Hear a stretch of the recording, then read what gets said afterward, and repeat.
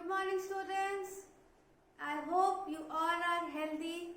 You are going through your chapters in history. You are going through all the subjects.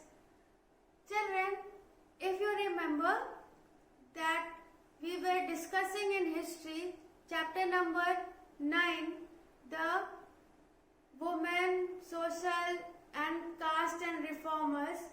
Till now we have discussed what was the scenario 200 years ago and how the women started getting education and Sati Pratha was banned and many other things we have discussed, that how gradually the women were coming up, they were getting education. They were allowed to step out from their houses. Now students, today's topic is women write a bit about women. How is it possible? How did they get education? So let us discuss. So first of all, in the early 20th century, what happened?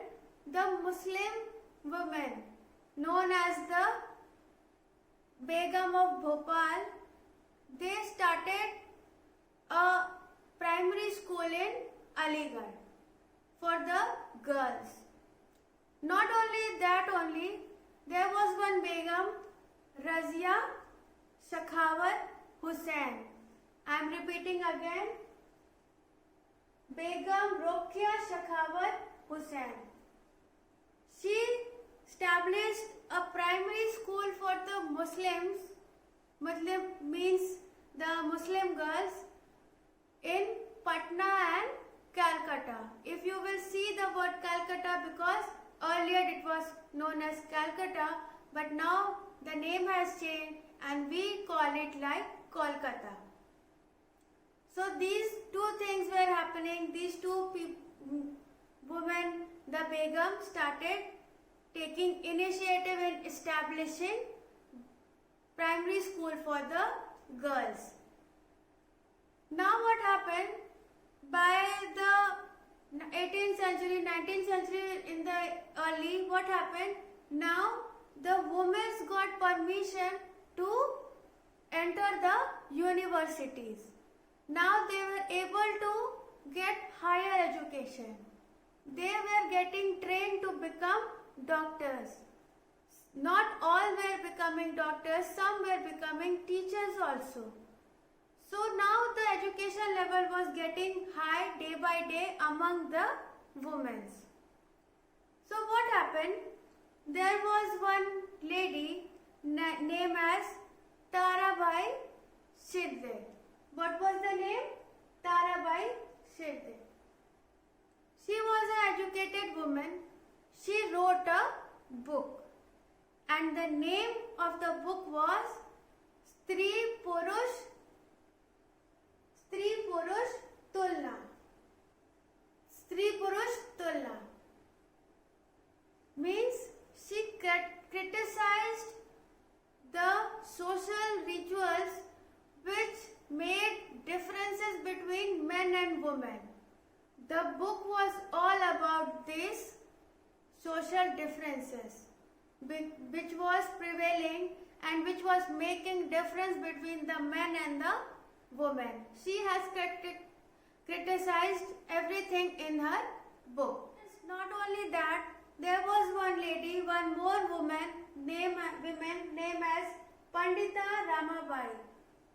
She wrote books and she wrote about the condition of the miserable condition. I am saying again, miserable condition of the upper caste of the Hindu religion. She wrote everything about the miserable condition of the Hindu women, what they were suffering, what was the condition, how they were treated, what was their lifestyle. Not only this, she made a shelter for the widows. You must be thinking, what was the need?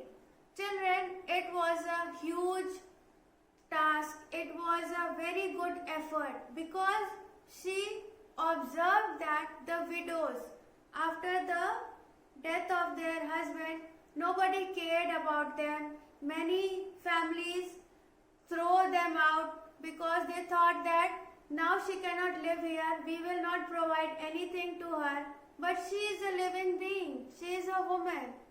So what she thought that she will make a shelter, means she provided shelter to the widows, and the shelter she made was in Pune, where the widows were living, and she was providing all the basic necessities to live, which was a very great effort. Students, what happened that now the other major topic, the major difference was that the caste system. People were divided in upper, lower caste, so they were not allowed to do all the things which the upper caste were doing. So now what happened? People started getting voice to raise their voice regarding the caste system. What happened in 1840? The Param House, the Param Hans House, what happened?